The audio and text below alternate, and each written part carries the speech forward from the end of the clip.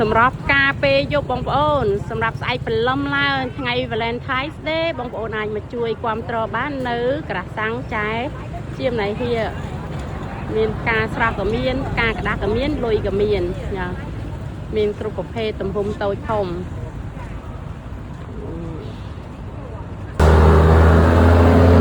នេះជាប្រភេទការស្រស់ដូចគ្នាបងប្អូនស្អាតនេះគឺជាផ្កាក្តាស់យើងចាប់ផ្ដើមលក់បដើចាប់ពីថ្ងៃនេះទៅបងប្អូនរហូតដល់ថ្ងៃស្អែកថ្ងៃ Valentine's Day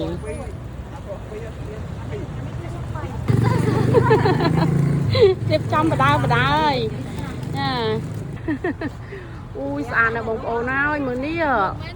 មិនថាពេលថ្ងៃឬពេលយប់ឯងស្អាតដូចគ្នា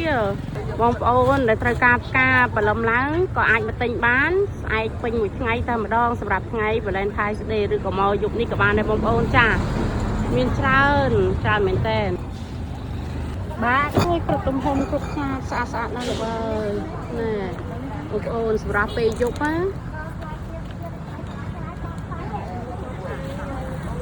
ស្អាតណាស់បងប្អូនអើយឆ្លាញ់ពណ៌ណាក៏បានឬបានតាមចិត្តណាបងប្អូនចា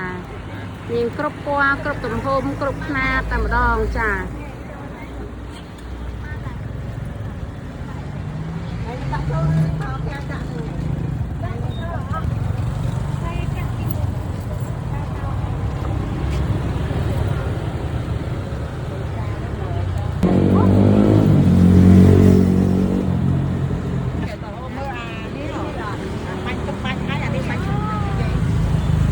មួយកូនប្រុសខ្ញុំមកឈរស្រឡឹងរហូតបងប្អូនចាតិចឲ្យម៉ាមីអត់កើន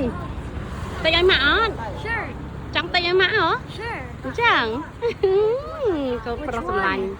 ជាប្រភេទការស្រស់បងប្អូននេះការស្រស់ស្អាតណាស់បងប្អូនចា